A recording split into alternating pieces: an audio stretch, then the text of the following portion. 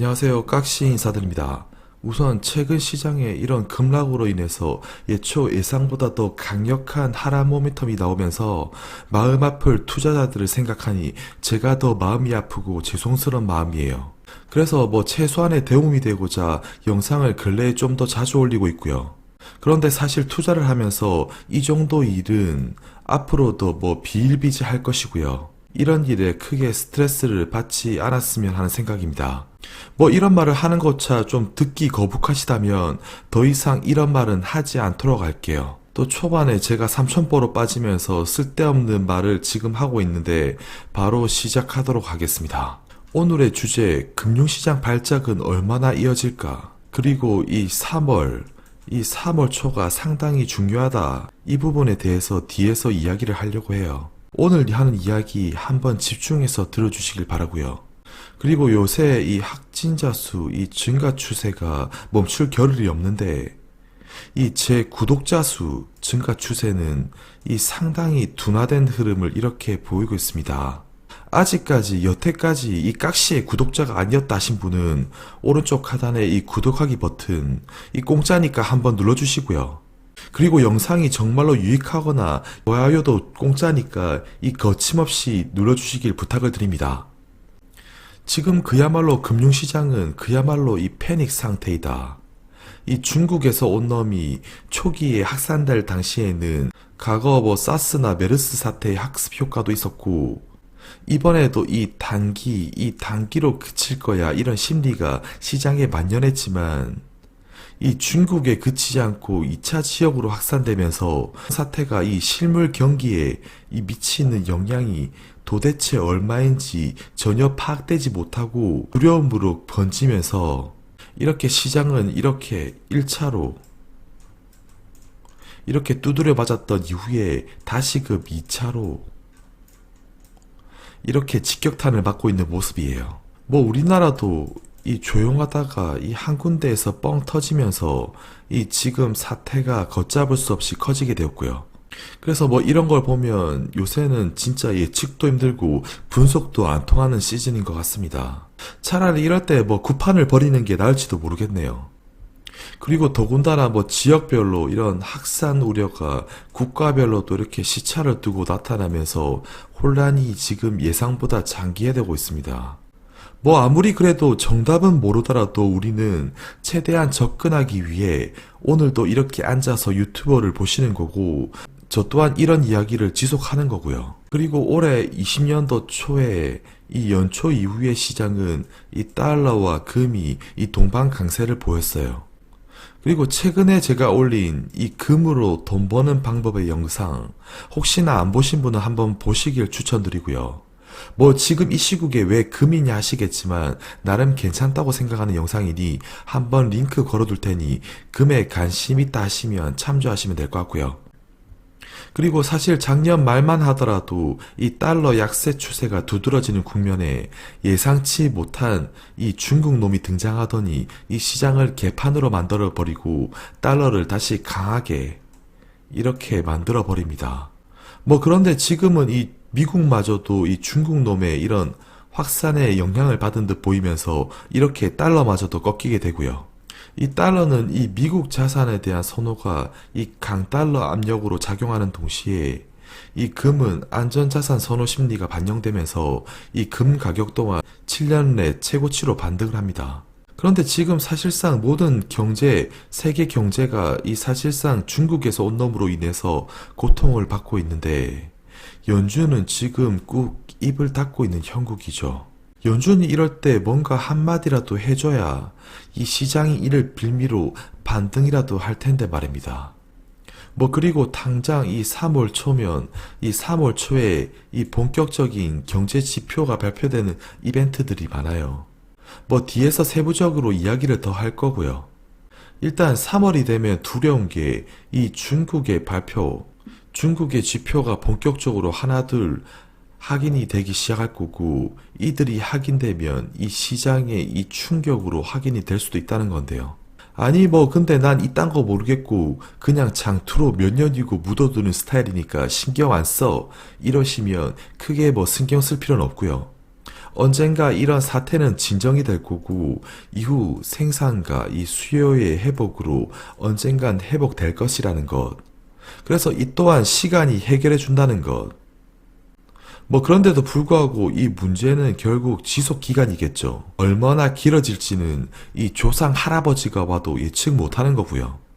사실 초기만 하더라도 이 약간 과거 이 사스, 메르스급으로 판단하여 이번에도 그렇겠구나 생각하던 시장이 이제는 그 시장이 좀 이렇게 생각을 좀 바꾼 것 같고요.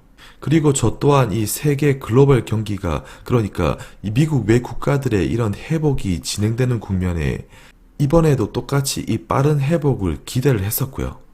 그래서 이런 이야기들보다 사실상 이 중요한 것이 이 3월 초에 이 실적들, 일시적들이 어떻게 나올지 일단은 한번 기다려 봐야 할 것 같습니다.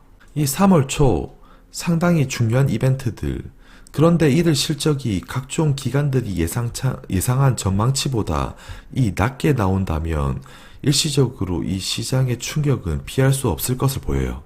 이런 이동을 제한시키고 소비가 안 일어나고 그리고 제조업 이 경기 또한 가동률이 이렇게 떨어지는 상황에서 지표가 당연히 안 좋게 나올 수밖에 없겠죠. 그리고 3월 초에 이 한국 수입 수출 전년비 증가율, 그리고 3월 2일 중국 차이신 제조업 PMI, 그리고 3월 3일에 미국 ISM 제조업 지수, 그리고 4일에는 차이신 PMI, 그리고 비제조업 지수 PMI까지 엄청난 실적들이 이렇게 발표 예정되어 있고요. 이미 2월 19일날 발표된 이 중국의 MBS 제조업 이 PMI가 발표가 되었고 엄청난 하락폭을 보여줬습니다. 그래서 사실상 이들 지표가 지금 국면에 경제에 1도 관심 없는 사람들이 보더라도 경제 안 좋을 거야 이렇게 말할 수 있고요. 그런데 지표는 충분히 안 좋을 것으로 예상이 된다. 그런데 앞으로 이 회복을 할 수 있을까? 그렇다면 당장에 이 둘 중 하나는 지금 되어야 된다고 좀 생각을 하는데요. 하나는 이 중국에서 온 놈이 빨리 완화가 되거나 그게 아니라면 이 연준에서 이 강력한 완화적 발언이라도 지금 좀 해준다면야 이 시장을 좀 안정화시켜 줄 것이라고 생각을 해요. 그래도 다행인 것은 아무리 이 같은 악재라도 증시에 반등은 하는 법. 미국채 금리가 이 사상 최저를 찍으면서 적어도 연준은 2회 이상의 이 금리 인하를 실현시키지 않을까 하는 부분이고요. 그리고 정말 다행으로 좀 생각되는 부분은 외국인 매도 시 발생되는 이 원화의 약세가 더 이상 심화되고 있지 않다는 것.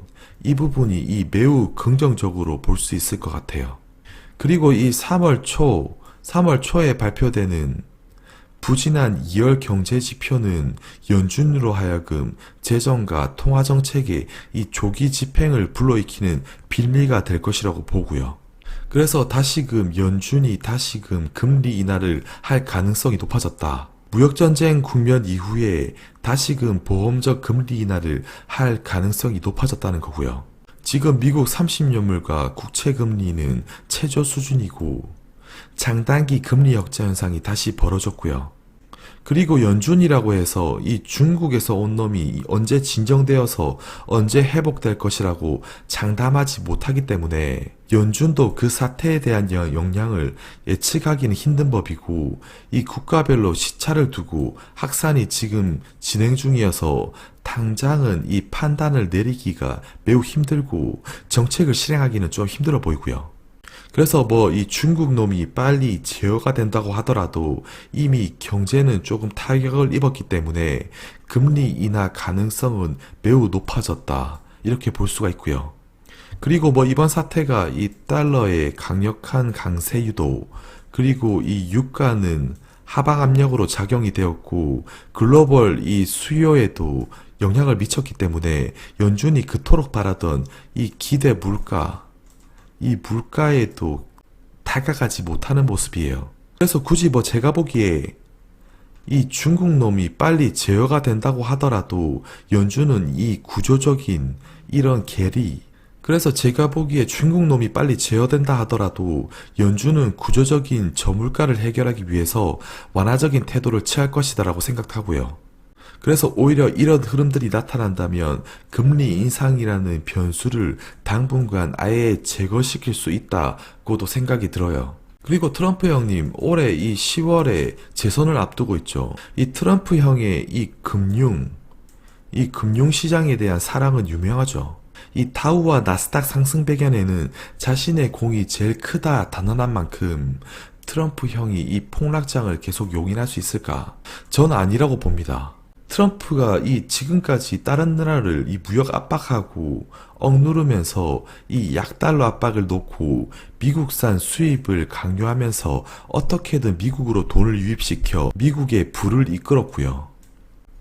그리고 작년에 미국 경기가 지속적으로 안정적인 상태에도 불구하고 연준에게 꾸준히 이 노골적으로 금리를 인하해라 이런 행동을 볼 때 증시 상승의 힘이 곧 자신의 존재라고 보기 때문에 증시는 곧 상승할 수 있을 것이라고 생각이 되고요. 그리고 그러기 위해선 금리 인하 압박과 약달러 유도도 지속될 것으로 생각이 됩니다. 그리고 이런 사태가 더 악화될수록 미국이 원하는 바로 이 중국을 굴복시켜 빠른 시간 내에 이 협상으로 이르게 할 수 있다고 생각이 되고요. 중국은 힘들어지면 힘들어질수록 고개를 숙이고 미국에게 굴복할 것으로 생각이 돼요.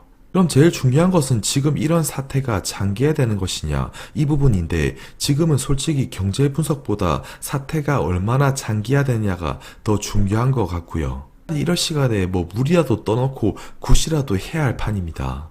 그렇다고 우리 구독자 형님 누님들 너무 스트레스 받지 마시고 이럴 때 더욱더 맛난 거 많이 드시고 건강관리 잘 하시고요. 결국 흐름은 사태가 커지면 커질수록 부양 강도는 더 커질 수밖에 없다. 중국은 가행 부양을 일으킬 것이고 연준은 앞서 말한 듯이 금리 인하를 할 수밖에 없다. 그리고 지금 아무도 얼마만큼의 피해가 예측될지 예측을 못하는 상황에서 부양 강도만 걷잡을 수 없이 이렇게 커질 수 있다. 그래서 오히려 이런 행동들이 오히려 사태가 해결된 이후에 버블을 부추길 수 있다고도 생각이 들고요. 그리고 앞서 이야기한 것 중에 이 3월 초에 경제 지표가 발표되면서 시장은 더 충격을 먹을 수 있는데 하지만 이런 시기가 지나고 나서 보면 이런 것 때문에 시행한 정책들, 연준의 금리 인하나 우리나라의 추경과 같은 정책들이 이런 시기가 지나고 보면 결국에 이렇게 시행된 이런 정책들이 결국에 연준의 금리 인하나 우리나라의 추경과 같은 정책들이 실제로 자영업자나 아니면 국민들한테 이렇게 가기보다는 그 이후에 이 자산, 이 유동성의 쏠림 현상을 낳을 수도 있다라고 생각이 됩니다. 오늘 저 깍씨가 준비한 영상은 여기까지고요. 오늘도 영상이 유익하셨다면 이 오른쪽 하단에 구독하기 버튼 그리고 좋아요 버튼 한번 눌러주시길 부탁을 드리겠습니다. 감사합니다.